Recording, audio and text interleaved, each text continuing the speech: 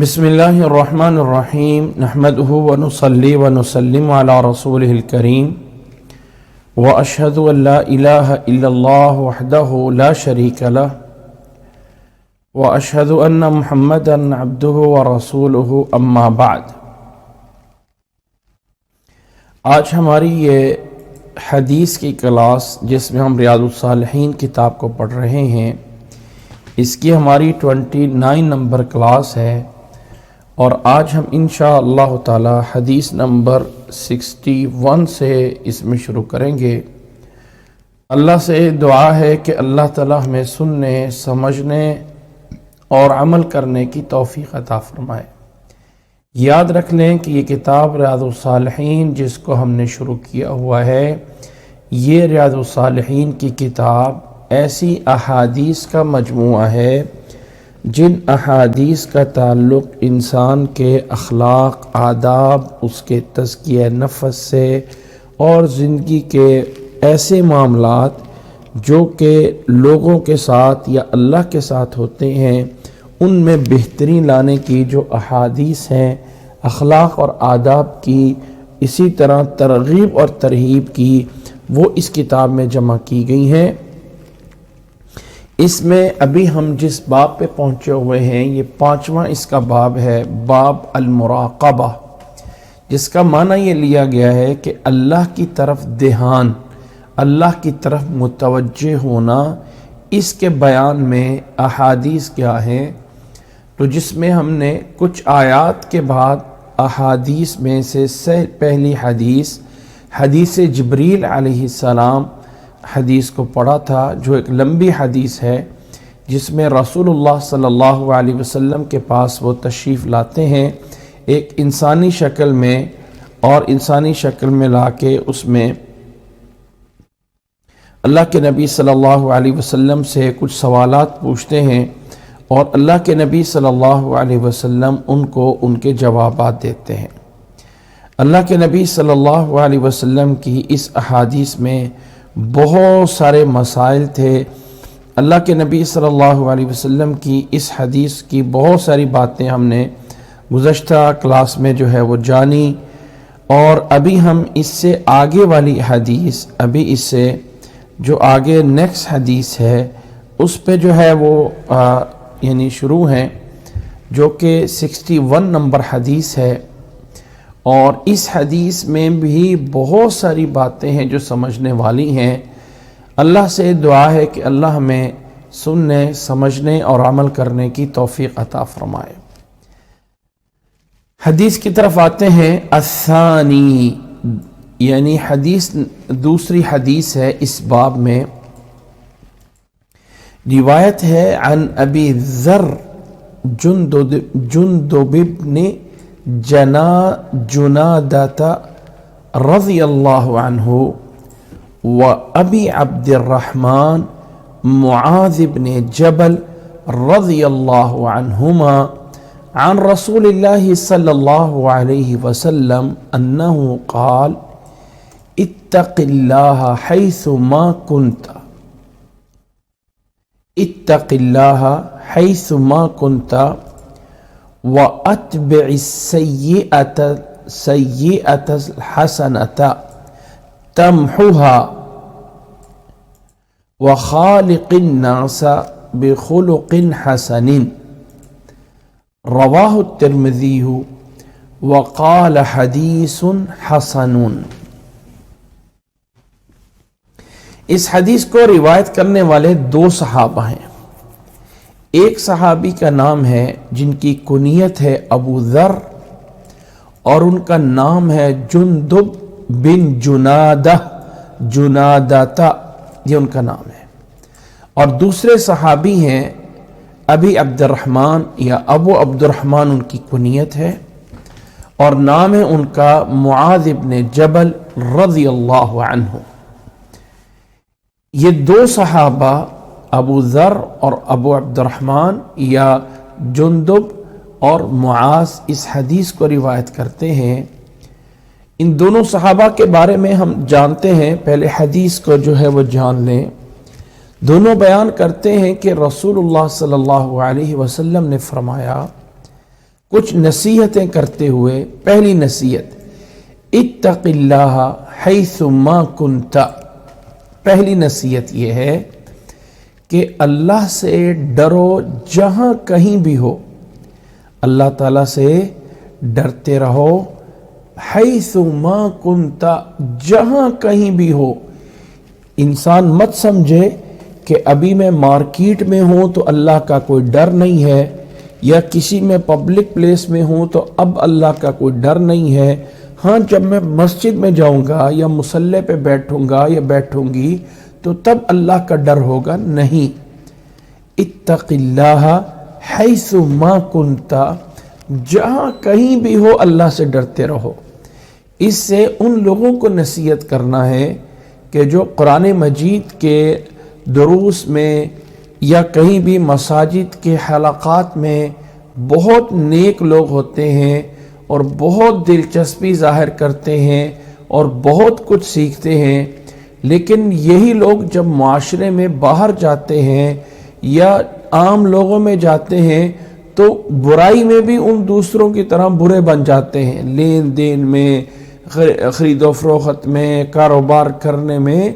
تو ایسا نہیں ہونا چاہیے۔ اتق اللہ حیث ما کنت، جہاں کہیں بھی ہو، رات کو بستر میں ہیں یا اس طرح کر کے کسی کمرے میں تنہا ہیں جہاں کوئی بھی نہیں دیکھ رہا، سمجھ لیں کہ وہ اللہ ہے جو مجھے دیکھ رہا ہے۔ اتق اللہ، تقوی جو ہے یہ لفظ کئی دفعہ گزرا ہے، بس اس کا مفہوم یہ ہے،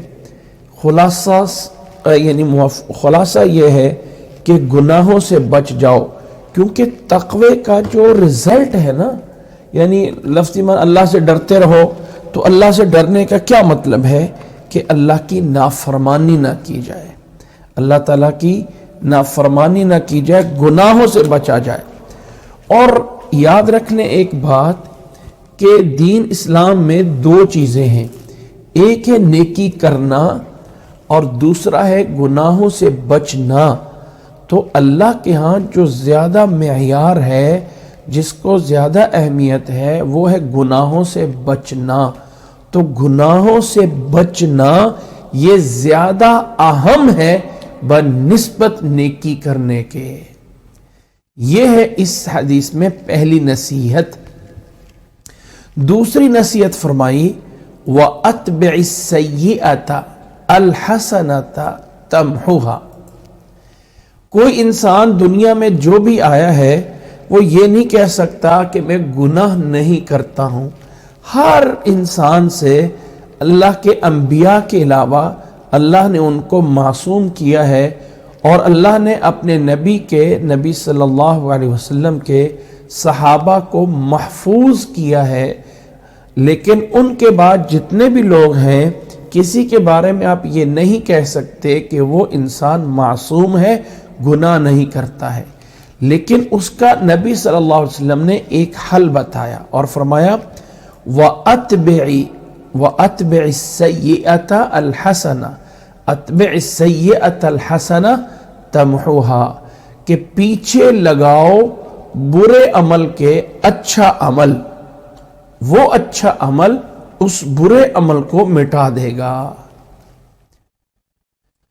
کہ اتبع کا معنی ہے پیچھے لگانا، پیروی کرنا، تبع کا معنی ہوتا ہے کہ کسی کے پیچھے جو ہے وہ چلنا۔ جیسے تابعین کو تابعین اس لیے کہتے ہیں کہ وہ صحابہ کے نقش قدم پہ جو ہے وہ چلے، تو ان کو تابعین کہا جاتا ہے۔ تو تبع کا معنی ہوتا ہے پیچھے آنے والے، تابع۔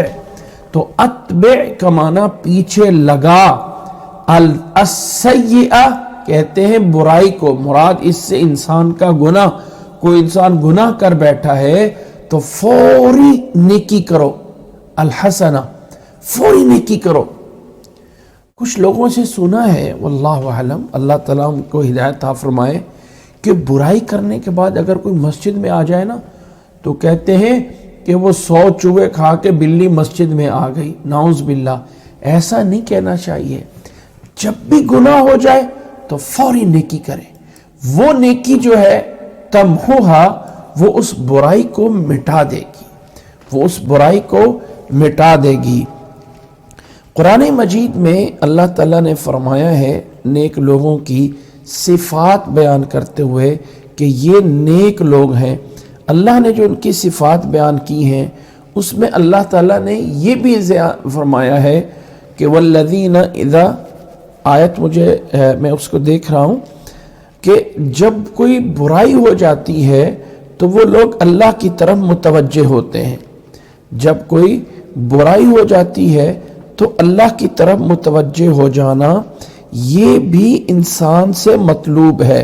والذین اذا فعلوا فاحشۃ او ظلموا انفسهم ذکروا اللہ فاستغفروا لذنوبهم ومن يغفر الذنوب الا اللہ ولم يصروا على ما فعلوا وهم يعلمون۔ سورۃ آل عمران کی آیت نمبر 135 کہ انسان کو یہ چاہیے کہ جو نیک لوگ ہیں، متقی لوگ، ان کی صفت یہ ہے کہ جب کوئی برائی ہو جائے، کوئی گناہ ہو جائے تو فوری نیکی کی طرف متوجہ ہوں، اور اس نیکی میں اللہ تعالیٰ سے معافی مانگنا بھی ہے، اور اس نیکی میں صدقہ خیرات کرنا بھی ہے، اور اس نیکی میں اللہ تعالیٰ کا ذکر کرنا، نوافل کرنا، سب کچھ ہے۔ جب کوئی گناہ ہو جائے تو فوری نیکی کریں، وہ نیکی اس گناہ کو مٹا دے گی، وہ نیکی اس گناہ کو مٹا دے گی۔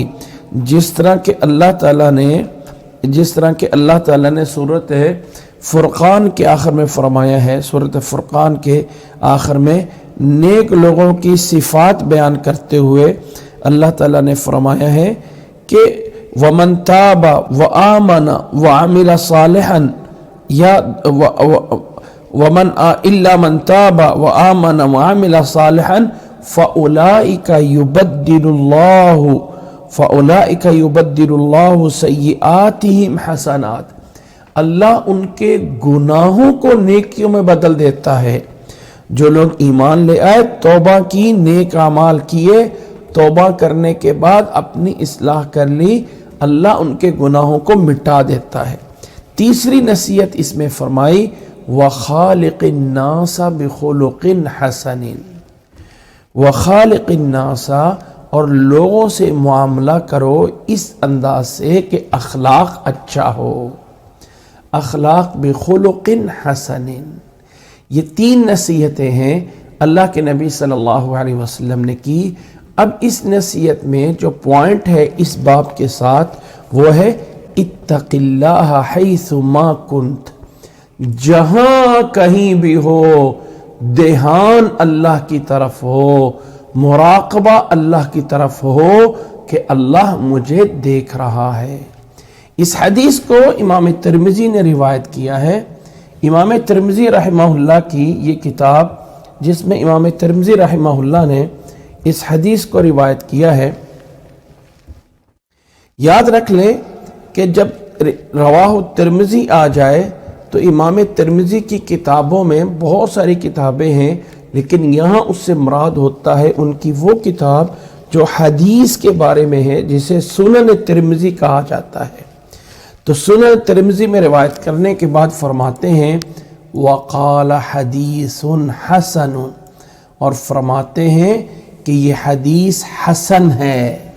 چونکہ بخاری مسلم میں نہیں ہے نا، ترمذی میں ہے، تو اکثر ایسا ہوتا ہے کہ جو روایات بخاری مسلم میں نہ ہوں ان کے بارے میں یہ باقاعدہ لکھنے والے رائٹر خود ساتھ نوٹ دیتے ہیں کہ یہ حدیث حسن ہے۔ اور پیچھے ہم نے ایک سبق میں جانا تھا کہ حدیث جو ہے یعنی قبول اور رد کے اعتبار سے اس کی دو قسمیں ہیں، ایک ہے صحیح اور ایک ہے حسن۔ صحیح وہ ہوتی ہے جس میں تمام کے تمام راوی عادل ضابط ہوں، متصل ہو سند، اور عدل اور اس میں کوئی شذوذ اور علت نہ ہو، تو اسے کہتے ہیں حدیث صحیح۔ جس حدیث میں کسی راوی کا تھوڑا سا حافظہ کمزور ہو جائے تو اس کو کہتے ہیں کہ یہ حسن ہے۔ ایسا کمزور نہیں ہے کہ وہ باتیں بھولتا ہو، بلکہ بیان کرنے والے کا تھوڑا سا حافظہ کچھ کمزور ہو جائے تو اس کو بولتے ہیں کہ یہ حدیث حسن ہے۔ تو یہ حدیث ترمذی میں موجود ہے۔ اس حدیث کو روایت کرنے والے 2 صحابی ہیں، ایک کا نام ابو ذر ہے اور ایک کا نام ابو عبد الرحمن ہے۔ اب یہ جو ابو ذر صحابی ہیں، اللہ اکبر، جب ہم ان کے حالات پڑھتے ہیں نا تو دنگ رہ جاتے ہیں۔ اللہ اکبر، یہ وہ صحابی ہیں جنہیں ہم ابو ذر غفاری کے نام سے جانتے ہیں کہ ابو ذر الغفاری یہ وہ صحابی ہیں، ان کی وفات 32 ہجری میں ہے، یعنی ہجرت میں اللہ کے نبی صلی اللہ علیہ وسلم کی وفات 10 ہجری میں ہے، تو ان کی وفات جو ہے وہ 32 ہجری میں ہے۔ گویا کہ نبی صلی اللہ علیہ وسلم کی وفات کے 22 سال بعد ان کی وفات ہے، 22 ایئر بعد میں۔ یہ صحابی کے بارے میں ایک ایسی انفرادیت پائی جاتی ہے، یکسویت پائی جاتی ہے کہ جسے ہم کہتے ہیں نا کسی ریئر چیز کا ہونا، کہ یہ انوکھی سی عام چیز بات نہیں ہو سکتی، یہ وہ صحابی ہیں۔ ان کا نام کے بارے میں بہت زیادہ اختلاف ہے کہ ان کا نام کیا ہے۔ کنیت تو ابو ذر ہے، بعض لوگوں نے، اکثر لوگوں نے یہی نام لکھا ہے جو یہاں ہمارے سامنے ہے کہ ان کا نام ہے جندب، اور ان کے باپ کا نام ہے جنادہ، دال سے جنادہ، ان کے باپ کا نام ہے، اور ان کا جو اپنا نام ہے وہ ہے جندب۔ لیکن اس کے بارے میں اختلاف ہے، کس نے کہا جندب بن جنادہ، اور کسی نے اور بھی جو ہے وہ نام ذکر کیے ہیں، کوئی اور بھی نام تھے کہ ان کا نام یہ ہے جندب بن سکن ہے، اور اسی طرح ہی ان کا نام جو ہے وہ بریر بن جندب ہے، یزید بن جنادہ ہے، اور جندب بن عبداللہ ہے، بریر بن جنادہ ہے۔ بہت سارے نام ان کے ذکر کیے گئے ہیں، لیکن ان کی کنیت ایک ہے، اور یہ صحابی معروف ہیں اپنی کنیت ابو ذر کے ساتھ۔ یہ قبیلہ غفار سے ان کا تعلق تھا، اور یہ قبیلہ اس شاہراہ پہ آباد تھا جو مکہ سے شام کی طرف جاتی تھی، جہاں سے قافلے مکہ والوں کے گزرتے تھے، وہاں پہ یہ قبیلہ آباد تھا۔ جب نبی صلی اللہ علیہ وسلم نے نبوت کا دعویٰ کیا تو اس وقت یہ قافلے چونکہ آتے جاتے رہتے تھے، وہاں سے گزرتے رہتے تھے، تو اس نے سنا اور سب سے پہلے اپنے بھائی کو بھیجا کہ جاؤ ذرا مکہ میں جاؤ اور پتہ کر کے آؤ کہ یہ جو انسان کہتا ہے میرے پاس آسمان کی خبر آتی ہے، یہ کون ہے۔ ان کے بھائی وہاں، ان کے بھائی کا نام تھا انیس مکہ میں گئے اور پتہ کیا اور آ کے بتایا کہ وہ شخص جو ہے اچھے اخلاق کا بتاتا ہے اور ایک ایسا کلام پڑھتا ہے جو شعر نہیں ہے، تو مطمئن نہ ہوئے، خود گئے اور مکہ میں 3 دن رہے، کسی سے پوچھا نہیں ہے۔ 3 دن حضرت علی رضی اللہ تعالیٰ عنہ ان کو شام میں دیکھتے کہ حرم میں ایک اکیلا شخص ہے تو ان کو مسافر سمجھ کے گھر لے جاتے۔ تیسرے دن اس سے پوچھا کہ بھائی تجھے کوئی کام ہے مکہ میں؟ تو اس نے کہا مجھے اگر وعدہ دیتے ہو کہ جو مجھے کام چاہیے وہ تم پورا کر دو گے تو میں جو ہوں تجھے بتاتا ہوں۔ تو اس نے کہا جی ہاں میں پورا کروں گا، بتاؤ کیا کام ہے؟ تو کہا مجھے محمد یعنی جو نبوت کا دعویٰ کرتا ہے اس کے پاس جانا ہے۔ حضرت علی رضی اللہ تعالیٰ نے فرمایا کہ وہ حق پہ ہیں اور وہ اللہ کے رسول ہیں، صبح تو میرے پیچھے لگنا اور میں تجھے نبی صلی اللہ علیہ وسلم کے پاس پہنچا دوں گا۔ نبی صلی اللہ علیہ وسلم کے پاس آئے، اللہ کے نبی صلی اللہ علیہ وسلم کی بات سنی اور بات سنتے وہیں پہ مسلمان ہو گئے۔ مسلمان ہوئے اس وقت کہ جن کے یہ 4 یا 5ویں شخص تھے مسلمان ہونے والے، یعنی اور یہ بڑے بہادر تھے۔ جاہلیت میں اکیلا شخص ابو ذر قافلے پہ حملہ کرتا تھا اور پورے قافلے کو لوٹ لیتے تھے۔ اس وقت عربوں کا ایک ہی مشغلہ تھا کہ ایک قبیلہ دوسرے کو لوٹتا، دوسرا تیسرے کو، تیسرا چوتھے کو، اور اسی طرح ان کی جو ہے زندگی کا گزران ہوتا تھا۔ تو اسی گزران میں یہ بھی قبیلوں کو لوٹنے والے تھے، لیکن نبی صلی اللہ علیہ وسلم کے بارے میں سنا اور مکہ میں آ کے مسلمان ہو گئے۔ جب مسلمان ہوئے تو اللہ کے نبی صلی اللہ علیہ وسلم نے فرمایا کہ اے ابو ذر، اب تم جو ہے وہ چلے جاؤ، اور جب اسلام غالب آئے گا تو آ کے آپ جو ہے وہ آ جانا۔ انہوں نے کہا اللہ کی قسم میں تو اپنے اسلام کو ظاہر کر کے رہوں گا۔ مکہ والوں کے درمیان گئے کعبہ کے پاس اور اونچی آواز سے کہا اشہد اللہ الہ الا اللہ واشہد ان محمدن عبدہ ورسولہ۔ لوگوں نے انہیں مارنا شروع کیا، یہاں تک کہ حضرت عباس رضی اللہ تعالیٰ عنہ آگے بڑھے اور انہوں نے انہیں بچایا اور کہا لوگو ان کا تعلق قبیلہ غفار سے ہے اور وہاں سے تمہارے قافلے گزرتے ہیں، اگر تمہارے قافلے وہاں پہ روک لیے گئے تو کیا کرو گے، کہاں جاؤ گے؟ اس طرح کر کے ان کو جو وہاں سے بچایا اور یہ اپنے قبیلے میں واپس چلے گئے، وہاں پہ اسلام کی تبلیغ کرتے رہے۔ آدھا قبیلہ ان کا مسلمان ہو گیا تھا۔ جب نبی صلی اللہ علیہ وسلم ہجرت کر کے مدینہ آئے تو باقی آدھا قبیلہ بھی مدینہ میں آ کے مسلمان ہو گیا تھا، اور قبیلہ غفار کے ساتھ رہنے والا قبیلہ اسلم وہ بھی مسلمان ہو گیا تھا۔ اللہ کے نبی صلی اللہ علیہ وسلم کے ساتھ قبیلہ غفار کی اور خاص طور پہ ابو ذر رضی اللہ تعالیٰ عنہ کو بڑی ایک محبت سی تھی۔ اللہ کے نبی صلی اللہ علیہ وسلم اکثر ان کے بارے میں پوچھتے رہتے تھے، اور اللہ کے نبی صلی اللہ علیہ وسلم نے ایک دفعہ غزوہ تبوک میں اللہ کے نبی صلی اللہ علیہ وسلم جب گئے تو ابو ذر جو ہے وہ پیچھے رہ گئے، سواری ان کی کمزور ہو گئی تھی اور پیچھے رہ گئے۔ اللہ کے نبی صلی اللہ علیہ وسلم جب مدینہ سے نکل گئے تو آپ صلی اللہ علیہ وسلم کو بتایا گیا پیچھے رہنے والوں کے بارے میں، فلاں نہیں آیا ہے، فلاں نہیں، آپ نے کوئی پرواہ نہیں کی۔ جب آپ کو بتایا کہ ابو ذر پیچھے نہیں آیا تو اللہ کے نبی صلی اللہ علیہ وسلم متوجہ ہوئے کہ ابو ذر نہیں آئے۔ اس دوران تھے کہ دور سے اکیلا آدمی چلتا ہوا آ رہا تھا پیچھے سے، لوگوں نے کہا ہے کوئی سایہ چلتا ہوا آ رہا ہے۔ اللہ کے نبی صلی اللہ علیہ وسلم نے فرمایا کن ابا ذر۔ جب قریب آیا تو لوگوں نے کہا کہ یہ تو ابو ذر ہیں جو پیچھے چل کے آ رہے ہیں۔ رسول اللہ صلی اللہ علیہ وسلم نے فرمایا رحم اللہ ابا ذر یمشی وحدہ ویموت وحدہ ویبعث وحدہ۔ اللہ ابو ذر پہ رحم کرے کہ یہ اکیلا ہی چلتا ہے، اکیلا ہی فوت ہوگا اور اکیلا ہی اٹھایا جائے گا۔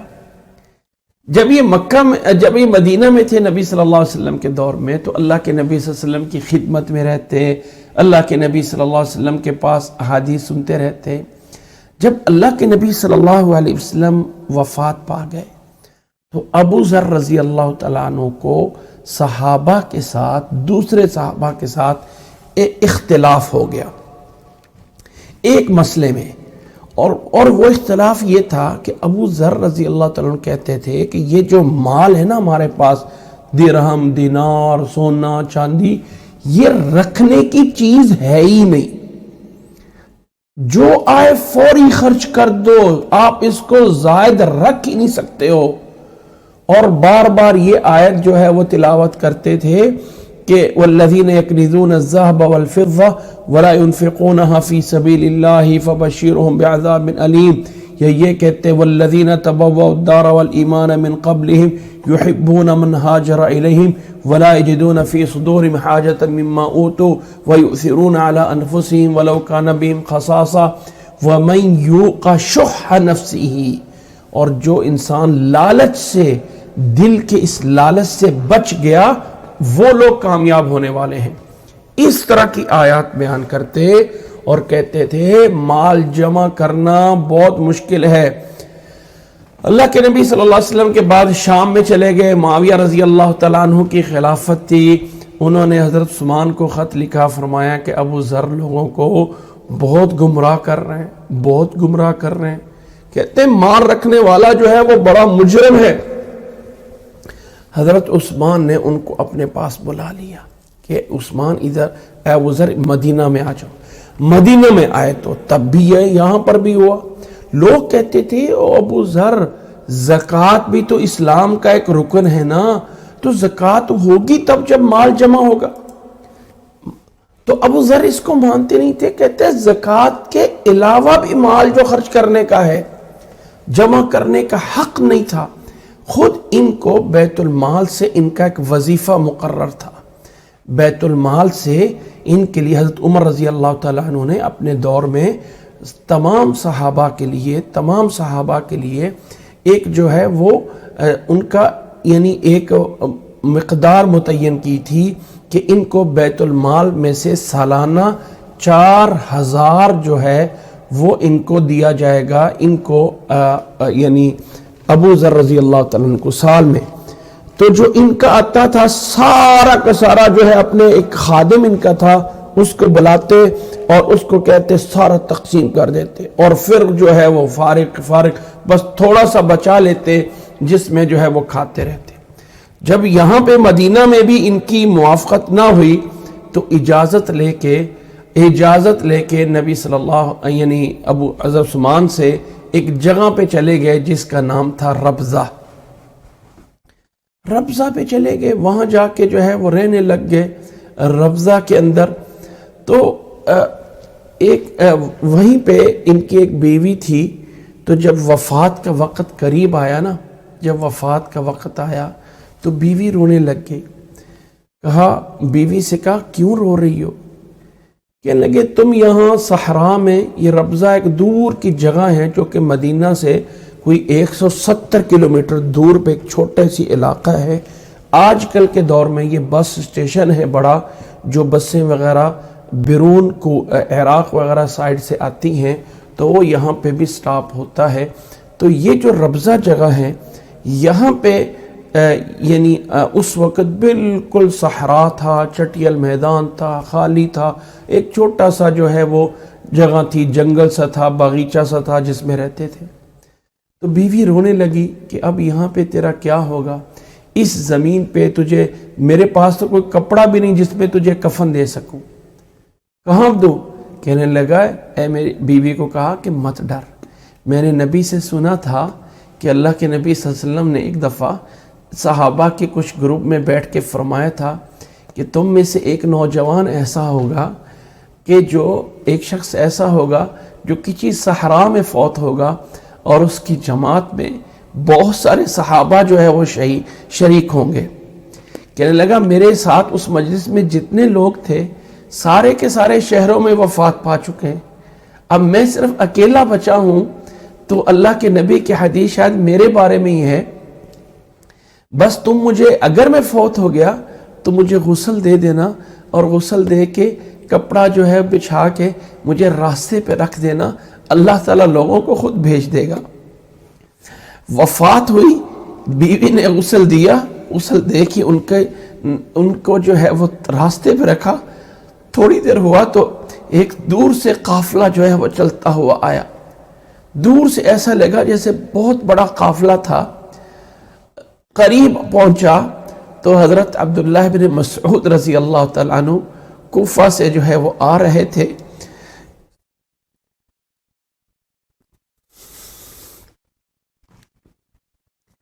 حضرت عبداللہ بن مسعود رضی اللہ تعالیٰ عنہ قریب پہنچے تو ایک راستے میں ایک اس طرح کر کے کپڑے میں لاش پڑی ہوئی، پوچھا کون ہے؟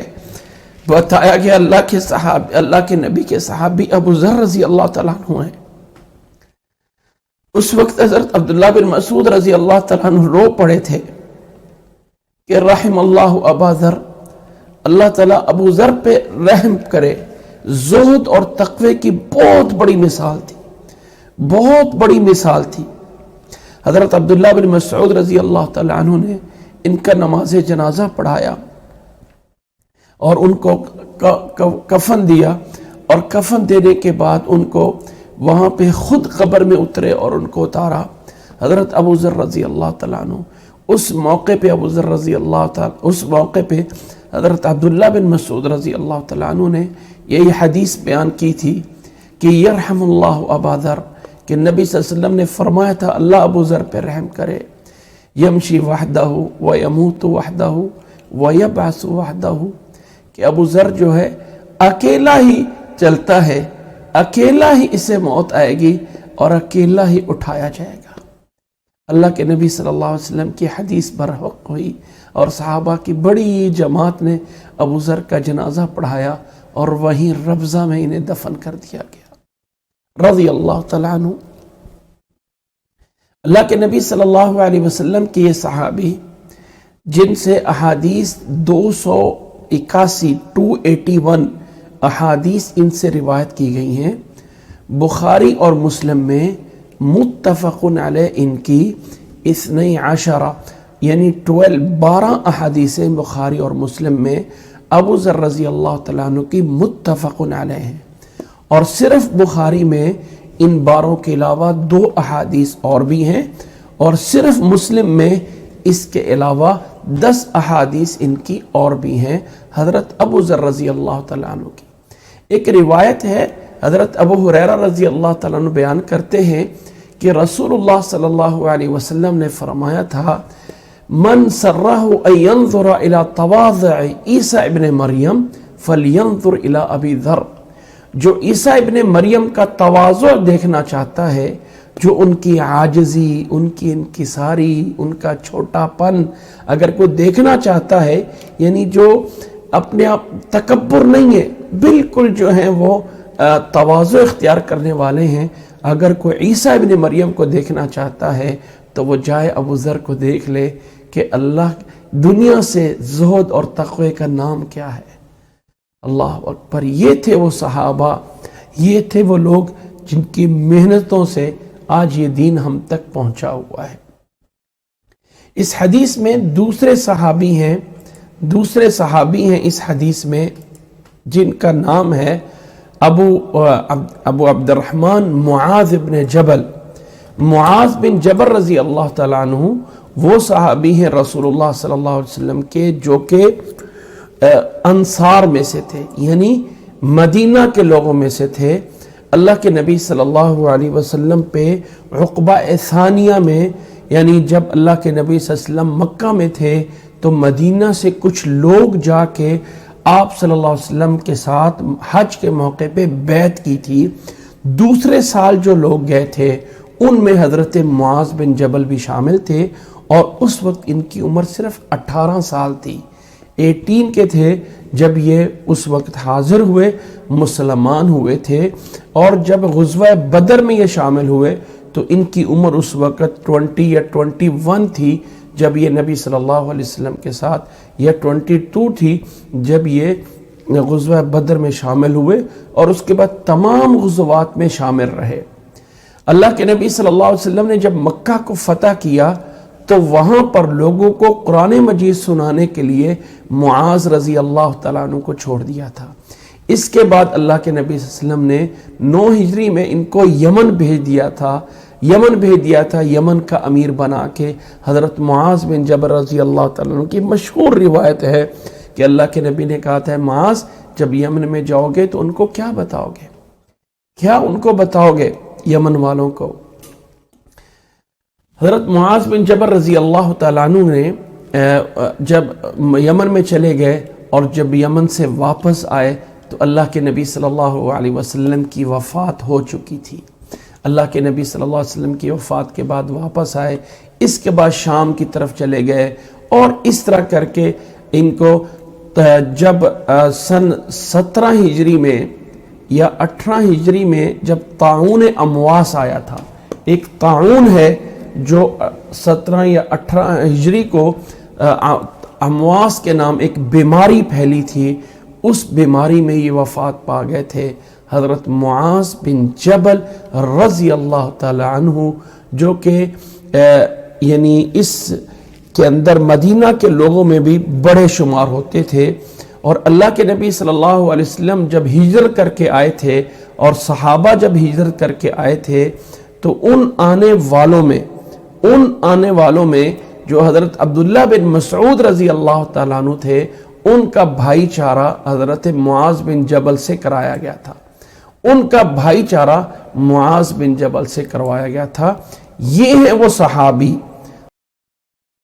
تو رسول اللہ صلی اللہ علیہ وسلم کے صحابی حضرت معاذ بن جبل رضی اللہ تعالیٰ عنہ اور حضرت جندب بن جنادہ یعنی حضرت ابو ذر رضی اللہ تعالیٰ عنہ، یہ دو صحابہ اس حدیث کو روایت کرتے ہیں کہ رسول اللہ صلی اللہ علیہ وسلم نے فرمایا اتق اللہ حیث ما کنت واتبع السیئۃ الحسنۃ تمحوها وخالق الناس بخلق حسن رواہ الترمذی وقال حدیث حسن۔ اللہ تعالیٰ سب لوگوں کو خیر عطا فرمائے۔ آج ہم اسی حدیث پہ اکتفا کرتے ہیں جو حضرت ابو ذر رضی اللہ تعالیٰ کی روایت ہے۔